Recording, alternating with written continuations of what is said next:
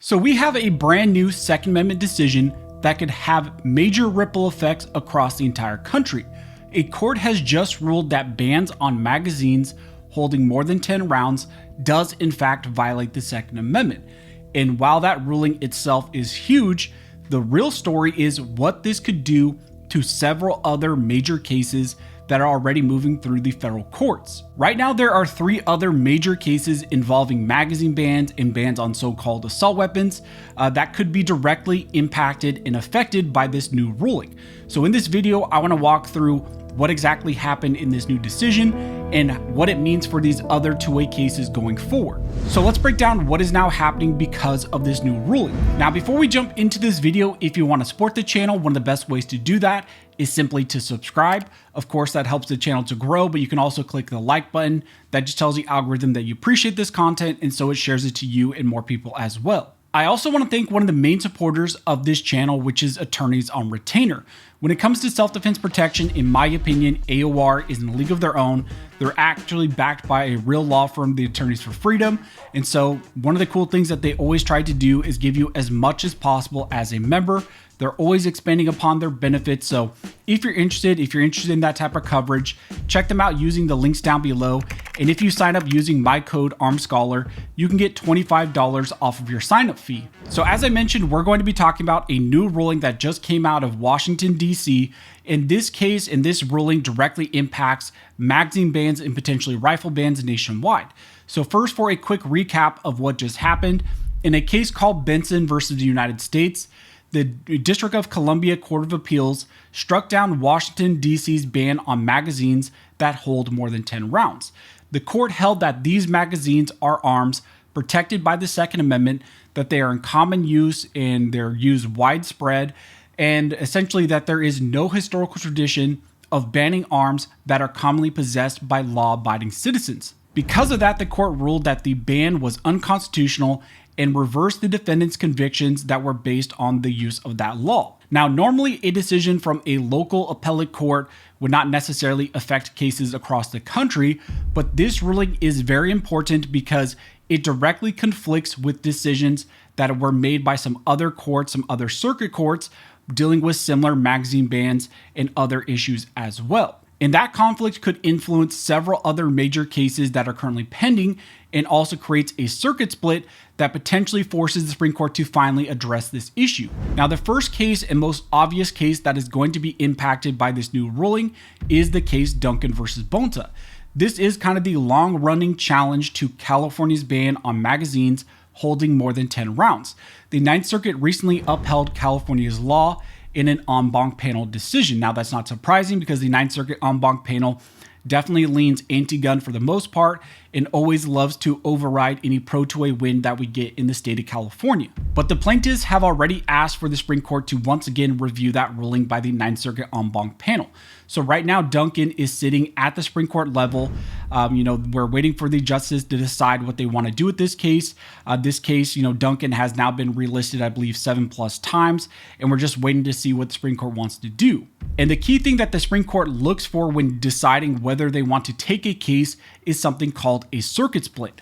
That's when courts around the country reached very different conclusions about the same constitutional issue. And that's exactly what is now starting to develop because of this new ruling. The Ninth Circuit said that magazine bans are constitutional, but the court in DC said, no, these bans, like the one in Washington, DC, does in fact violate the Second Amendment. That type of conflict is exactly the kind of situation where the Supreme Court often decides to step in and resolve the issue. So this new ruling could strengthen the argument that the Supreme Court should take the Duncan case and finally decide the legality of magazine bans nationwide. Now, the second case that could be impacted by this new ruling is the ANJRPC/Cheeseman case, which is, I believe, out of the state of New Jersey. And again, this challenge is against New Jersey's magazine ban, but it also is joined together, and there has been a consolidation of the magazine ban and rifle ban together. And that case is currently pending before the Third Circuit en banc panel. The Third Circuit en banc panel has already held oral arguments in that case, and now we're simply waiting for them to rule on that issue. And that means that the judges in the Third Circuit en banc panel who are deciding this case are watching developments in other courts, and they're looking at other rulings like this one that just happened in DC. Because one of these central questions in this Cheeseman case is the same one that was addressed in the new DC ruling. Are magazines holding more than 10 rounds arms in common use that cannot be banned at all under the Second Amendment? The court in DC said, yes, that is true. They cannot be banned, that they're protected arms, and again, that ban need to be struck down. If the Third Circuit agrees with that reasoning, it could strike down New Jersey's ban as well and create an even bigger circuit split on this very issue. And again, the bigger the conflict and the bigger that conflict becomes, the more pressure that builds up for the Supreme Court to finally have to step in. Now, the third and last case that I want to talk about, which is a major case that is likely going to be impacted by what just happened in the Benson DC ruling, is a case called Barnett versus Raoul.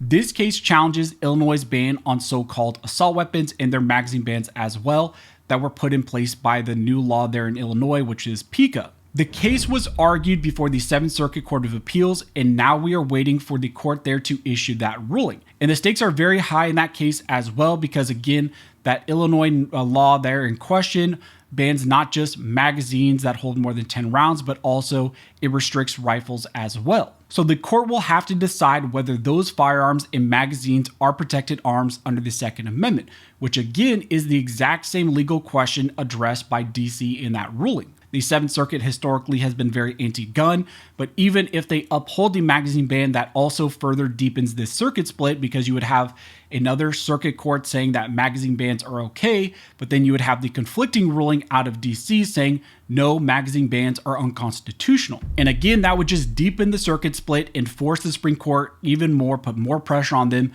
to have to address this issue, especially as all of these cases, the Seventh Circuit case and the Third Circuit case and the DC Court of Appeals case, as those elevate and potentially go to the Supreme Court, that has a bunch of cases in front of the Supreme Court on the final merits dealing with similar issues, but then you also have different rulings and circuit splits in those cases. So when you step back and look at the bigger picture, this new ruling is not just about Washington, D.C., and does not just affect that jurisdiction. It also is going to impact other jurisdictions and other cases. Some courts are saying that magazine bans violate the Second Amendment because these magazines are in common use, while other courts say that these bans are constitutional. And now we have major cases pending in multiple circuit courts that could push this circuit split, even further and just create a bigger divide. And all of these cases that we're talking about are pretty much on the Supreme Court's doorstep, or will be there, very soon. The Duncan case is already in front of the Supreme Court, but then the Illinois case and the New Jersey case are right there, and we're just waiting for the final rulings, and then they're going to get elevated to the Supreme Court. So what does this mean for the Supreme Court and the Second Amendment going forward? The more the courts disagree here on this issue, the more likely it becomes that the Supreme Court will have to step in. Right now, the justices are already considering whether to take Duncan versus Bonta. Duncan has been relisted multiple times for conference, and we will find out this Monday again what the court intends to do with this case. And I believe kind of at the very least, the Duncan case will be relisted once again so that the Supreme Court can consider what just happened in that DC ruling. And like I mentioned, decisions in cases like the New Jersey Cheeseman case and the Illinois Barnett case could further increase the pressure for the court to have to resolve this issue, because ultimately the Supreme Court is the only court that can provide a final nationwide answer and, solve this circuit split that is now developing. So the key takeaway is this: a new court decision has just ruled that magazine bans violate the Second Amendment, and that ruling could influence at least 3 other major cases that are currently moving through the courts. Duncan versus Bonta, which is at the Supreme Court level already, the ANJRPC Cheeseman case that is in front of the Third Circuit en banc panel, and then the Barnett versus Raoul case that is currently dealing with the Illinois restrictions, which is, in front of the Seventh Circuit, and all of these were just waiting for a new ruling. Depending on how those cases come out, we could be moving closer to the Supreme Court finally deciding the legality of magazine bans across the country, and then also probably in consideration, in kind of conjunction with that, potentially rifle bans as well. And if that happens, it could be one of the most important Second Amendment decisions since Bruin. That's why this case is so critical, kind of because of the impacts and ripple effects it is now going to have. So as this develops more, as we get more information, as this week develops and we get information on Duncan based on what the Supreme Court does in their order list, I will let you guys know. If you like this video and you would like to support the channel, one of the best ways to do that is simply to like, comment, and subscribe. All of those things help to fuel the algorithm and just tells the algorithm that you appreciate this type of content, and so it shares it to more people. But as always, thank you so much for all of your support, and never forget this nation was built by armed scholars, and this nation will be maintained by armed scholars.